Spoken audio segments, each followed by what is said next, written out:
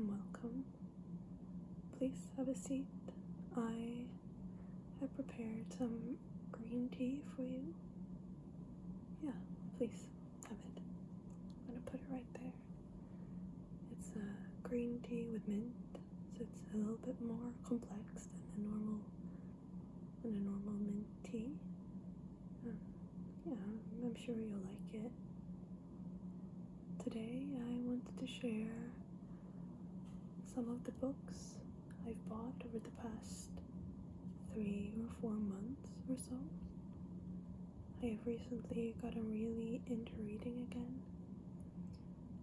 and I've purchased many of the books that have been on my watch list. Normally, I am a mood reader, which means that I read between 3 and 6 books at the same time. I try to mix it up, so I usually read in Swedish, English, and Dutch, and then I try to have some of them separated between audio, physical, and then I use a library app for Swedish books, so then I read digitally as well. But as I said, I've really gotten back into reading, and I love a good book haul, so while you enjoy your tea, let's get started. The first book on my list is a classic. Can you guess which one it is? I removed a dust jacket because I don't like reading with a dust jacket on.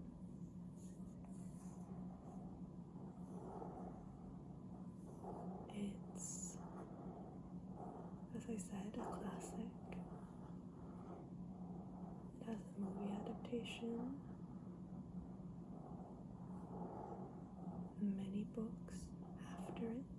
I've taken great inspiration from this work.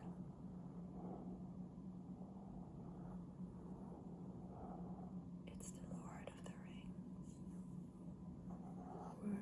or in particular, The Fellowship of the Ring,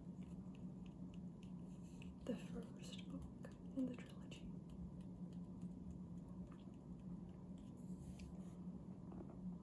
I read The Hobbit when I was a kid, and I really didn't like it.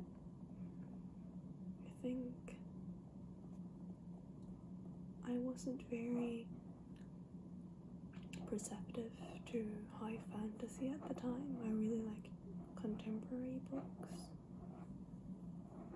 But I watched the movies last year, and I was completely blown away. Once again, I think I had seen the movies as a kid, and I didn't really understand the grandeur of the works. So after having seen the movies, I was like, I have to read the books.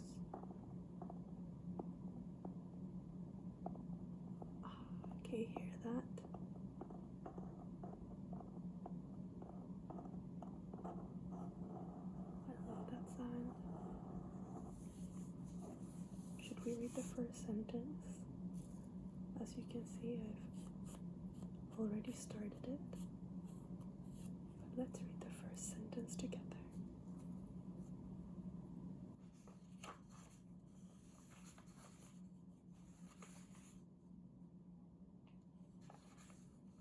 When Mr. Bilbo Baggins of Bag End announced that he would shortly be celebrating his 11th birthday with a party of special magnificence, there was much talk and excitement in Hobbiton.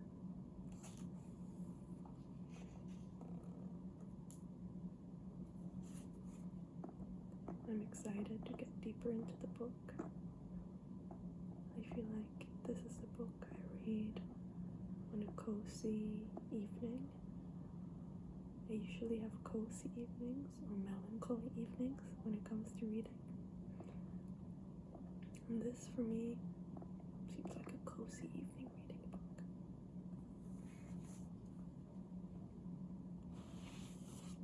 The second book is Frankenstein by Mary Shelley.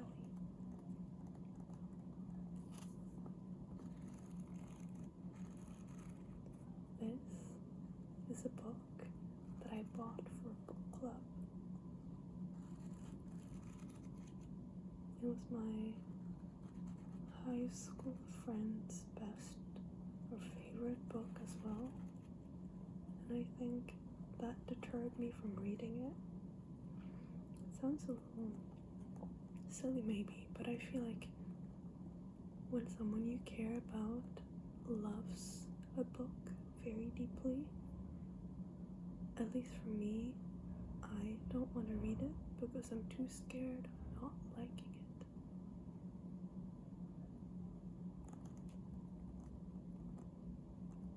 I think for maybe the lesser known works, I'll read the back, but I think for both Lord of the Rings and Frankenstein, they're such classics, I guess, such staples in literature, that I don't think the back will be giving you much new information, although oftentimes the books vary quite drastically compared to the zeitgeist of the stories. When I was buying a copy, there are two versions of Frankenstein. There is the 1818 version and the 1831 version. I have the 1831 version, which I think is the more commercially popular one, but I actually don't know what major differences have been made between the two versions.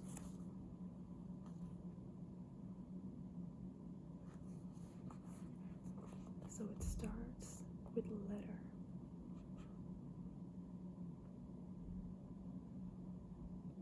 You will rejoice to hear that no disaster has accompanied the commencement of an enterprise which you have regarded with such evil forebodings.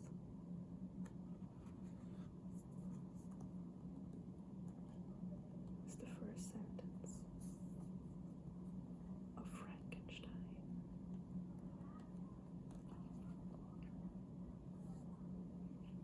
Now, moving on to a book with a story. A personal story, I should say. This is the Wind-Up Bird Chronicles by Haruki Murakami. Or I guess, if you're Japanese, you would say Murakami Haruki. Murakami Haruki. As I said, this is a book with a little bit of a personal story. I had a copy of this before. Haruki Murakami is one of my favorite authors. He writes women awfully, but I don't care. Reading his books, for me, is like a breath of fresh air. It's one of the few experiences in adulthood where I forget that I'm reading. I feel like when I read Haruki Murakami, my mind is just floating. It's a difficult feeling to describe. But as I said, I had a copy of the Wind-Up Bird Chronicles before, when I was in college. But one time, there was this tiny after party in my dorm, and two people, I had stacks of books on the floor at that time because I didn't have a bookshelf. And two people just started, putting them on the floor, looking through them, and I'm fine with that. If you're enthusiastic about books, I'm happy. And then one girl snatched my copy of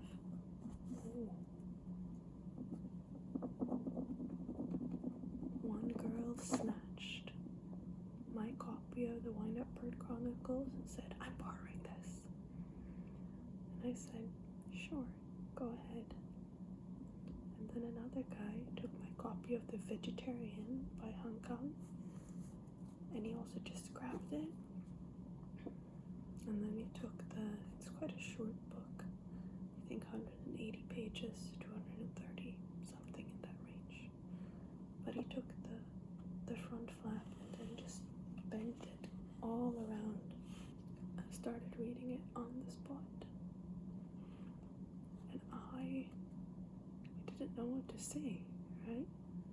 Once again, I don't mind people borrowing my books. I don't mind people reading. But he just destroyed the books. The front page of that copy still has wrinkles and creases all over because he was just so reckless with it. We didn't know each other very well. It was several years ago, more than half a decade. I'm still salty about it. But now I finally decided to get another copy of the Wind-Up Bird Chronicles because I never got back the first copy that the girl borrowed. I'll read the back and then I'll read the first sentence. In a Tokyo suburb, a young man named Toru Kada searches for his wife's missing cat, and then for his wife as well, in the netherworld beneath the city's placid surface. At least for me, I don't care about the plots in any Murakami novel, because I feel like the plot itself is so secondary to the atmosphere of his writing. So, the second two books I bought together, and I think they're pretty similar in many ways. They're both very short, and I think they would both belong to the genre that is called weird fiction. That's at least the reason I bought them. So, starting with The Last Days of New Paris by China Mieville, or maybe Mieville. I know it's British, so I don't know if he has a French twang or an English twang on his surname. This was a strange book.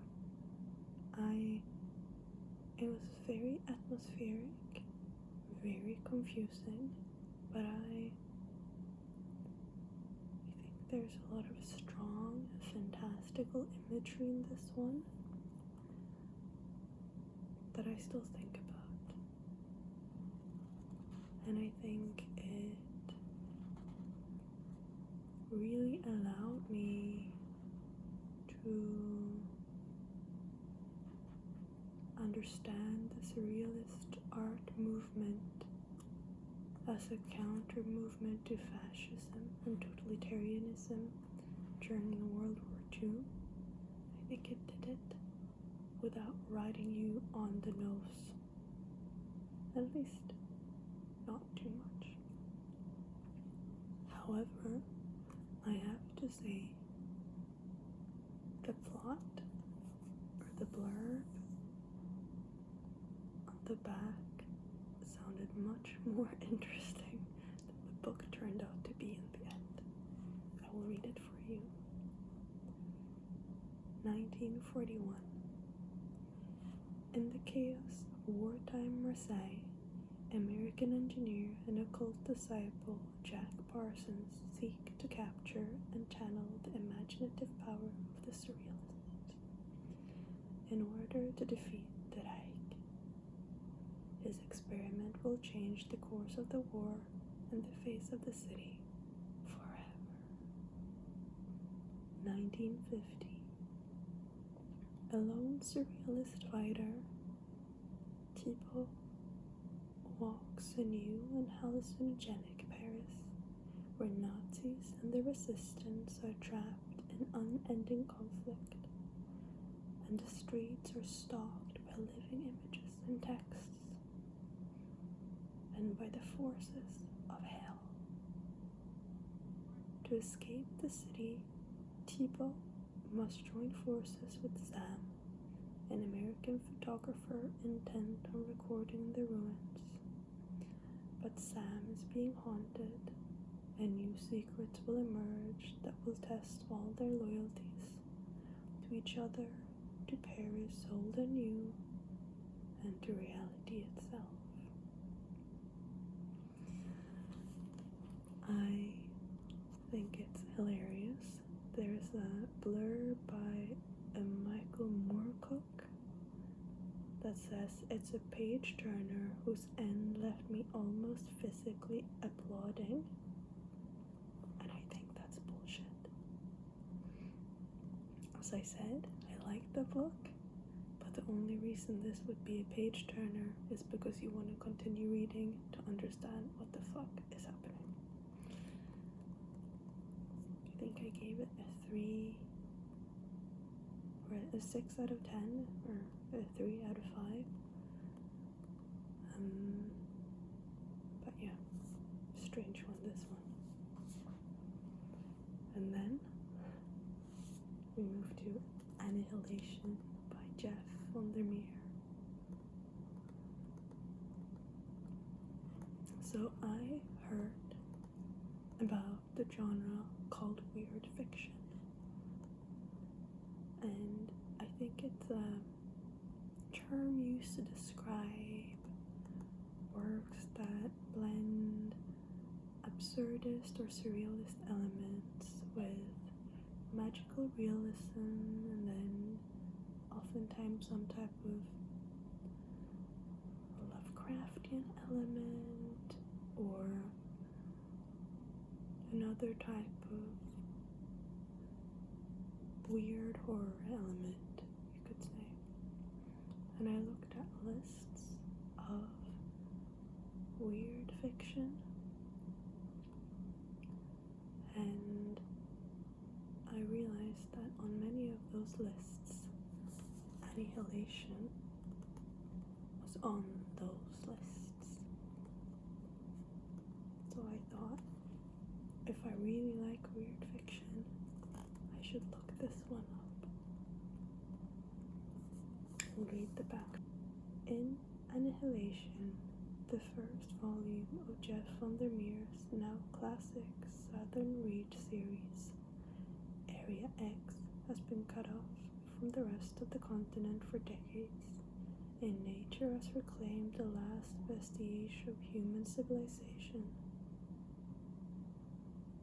Expedition after expedition into Area X has failed to uncover its mysteries and the true nature of its danger to the world. Now, a group of 4 women makes an attempt at the 12th expedition: an anthropologist, a surveyor, a psychologist, and the narrator, a biologist. Their mission is to map the terrain, record observations of their surroundings, and, above all, avoid being contaminated by Area X. Also very excited to read this one. Alright, almost done with the first pile. This is a Swedish book. And if you're not familiar, these sort of mini paperbacks In Sweden we call them pockets. I'll show you. They're slightly smaller than the classic UK or American paperback. And I know some people hate them, but I love them. They're so convenient, and you can actually fit them in your pocket. This is a story by Jorden, Ajvide,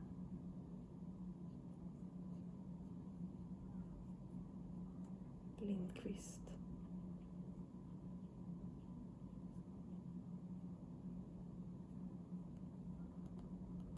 And it's called Rummet, Jorden. You might have heard his name because he wrote a very popular horror novel called Let the Right One In.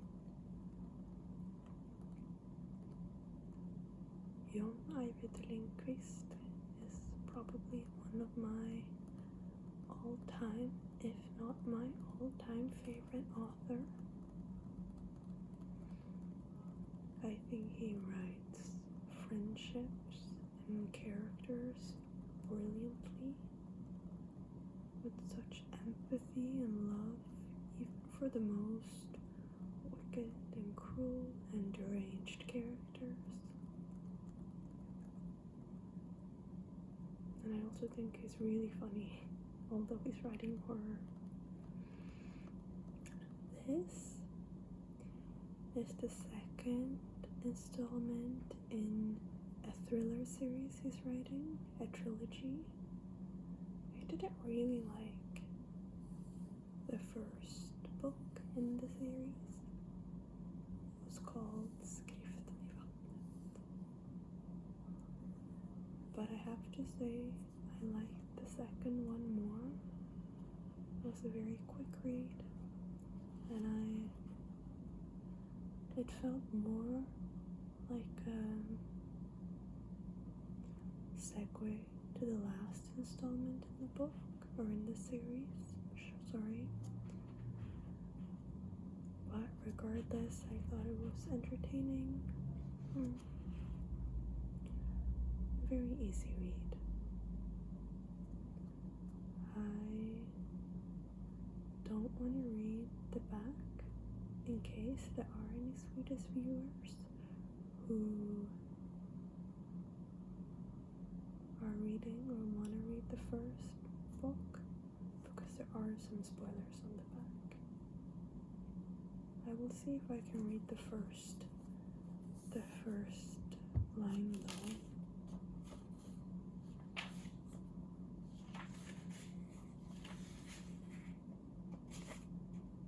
Oh yeah, I can read this. Den första morgonen då Kim Ribbing klev ut på trappan till sitt nyligen införskaffade hus fick han syn på ett rådjur.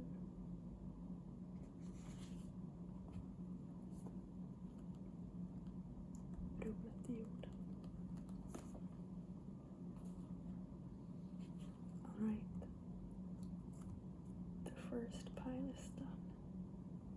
There are 2 more books here, but they're just props. Now we get to the chunkiest book. The Priory of the Orange Tree.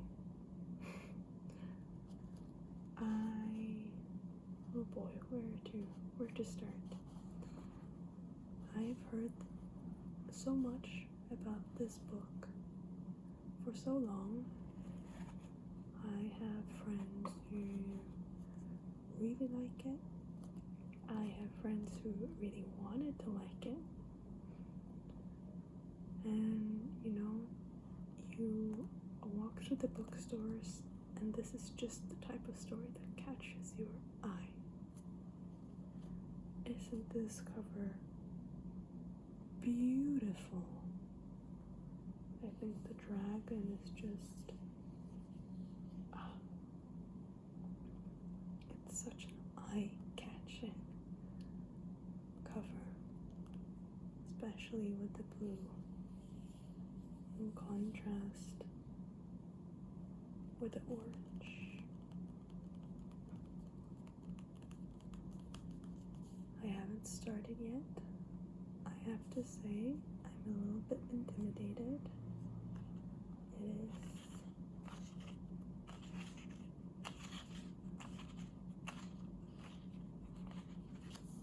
804 pages, and I've heard that it can be quite difficult to get into in the beginning. So, we will see. I don't feel like I'm in any rush. Maybe I'll take it over Christmas break or something like that, and I can dedicate all my time to just diving into this world. Let's read the back. Oh yeah, this is only 3 lines. A world divided, a queendom without an heir, an ancient enemy awakens.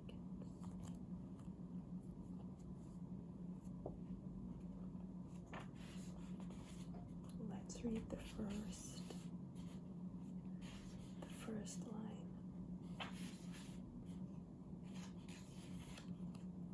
The stranger came out of the sea like a water ghost, barefoot and wearing the scars of his journey.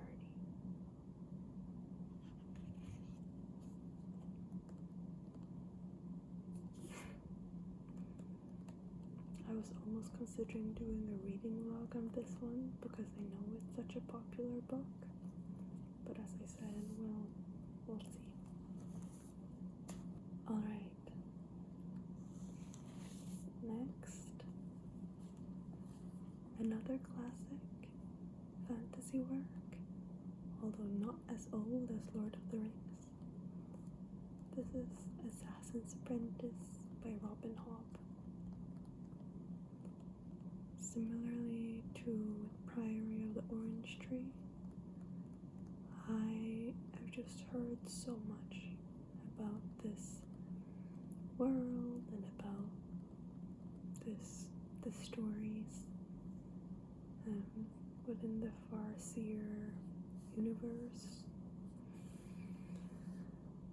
I have felt like I've been in a fantasy mood recently, so I decided to pick it up, but I haven't been allowed to read it by my partner yet, because I read the plot, and then they said, that sounds like something I want to read. Can we have a book club of it? And they're not a huge reader, so I thought, if this is what will make you read, I'm gonna wait for you so we can read it together. So what I read to them was, the kingdom of the 6 duchies is on the brink of civil war when news breaks that the crown prince has fathered a bastard son and is shamed into abdication. The child's name is Fitz, and he is despised. Raised in the castle stables, only the company of the king's fool, the ragged children of the lower city, and his unusual affinity with animals provide Fitz with any comfort. To be useful to the crown, Fitz is trained as an assassin, and to use the traditional magic of the Farseer family, but his tutor, ally to another political faction, is determined to discredit, even kill him. Fitz must survive, for he may be destined to save the kingdom.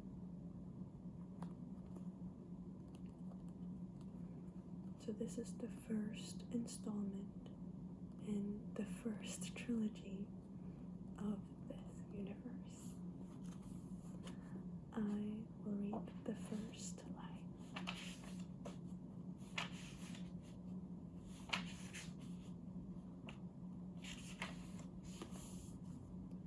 A history of the 6 duchies is of necessity a history of its ruling family, the Farseer.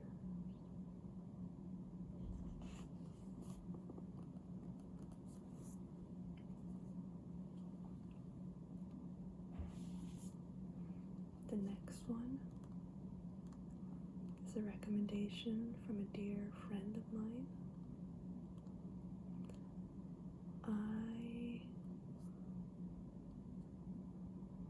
enjoy a good fantasy series. However, sometimes I want something a little bit easier, breezier, something that is just a standalone. And I know I already have the Priory of the Orange Tree.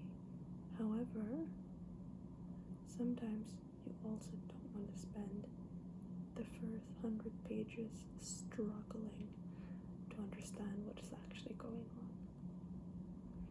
I don't have the expectations of this being a 5-star read by any means. I just bought it because I thought it sounded entertaining. I had heard a friend really liked it. So I thought, why not give it a shot? Also because I do know that it is a lot of people's favorite book. Let's read the back. A reputation forged in silver, a bargain claimed by winter. Miriam is the daughter and granddaughter of moneylenders. Her father, however, is too kind-hearted to collect his debts, and so poverty beckons. Hardening her heart, Miriam sets out to claim what is owed, and soon gains a reputation for being able to turn silver into gold. When an ill-advised boast draws the attention of the fairy king, Miriam's fate and that of 2 kingdoms will forever be altered.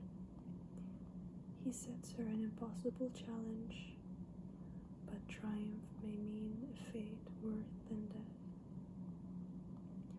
Desperate to succeed, Miriam unwittingly spins a web that captures Irina, whose father is scheming to wether to a dashing Tsar, but the Tsar is not what he seems. Torn between deadly choices, Miriam and Irina embark on a quest that will take them to the limits of sacrifice, power, and love.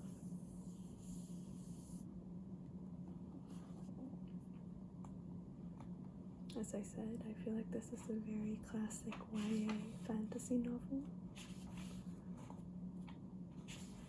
But no worse for that, right?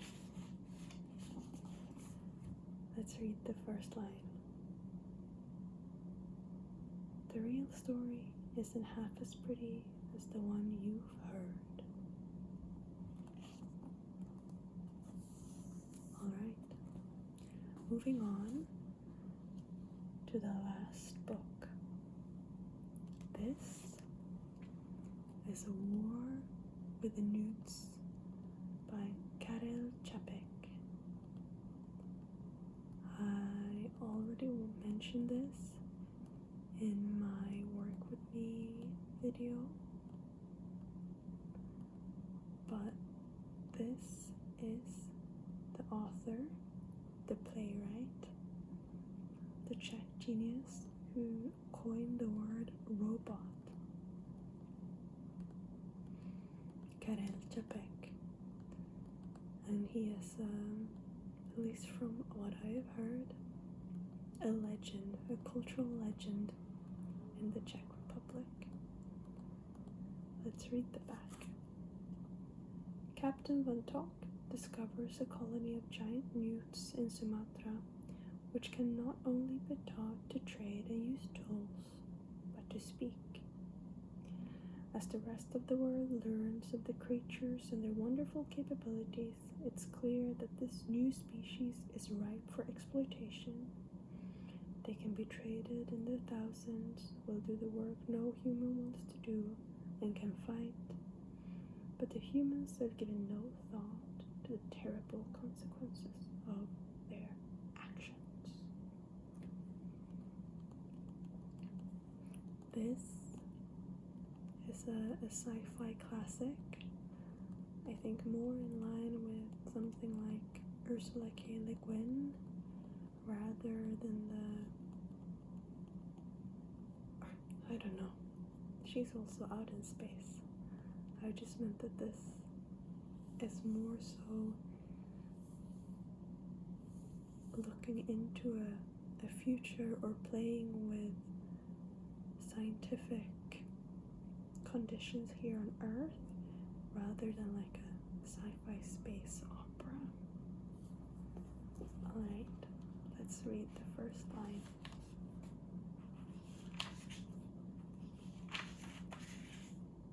If you were to look for the little island of Tanamasa on the map, you would find it right on the equator, a bit to the west of Sumatra.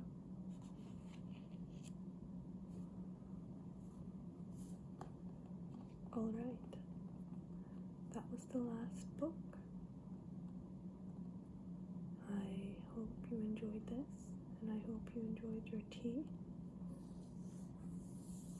If you have read any of these books, I would love to hear your thoughts. And I wish you a lovely evening or day ahead. Please take care, and I'll see you next time.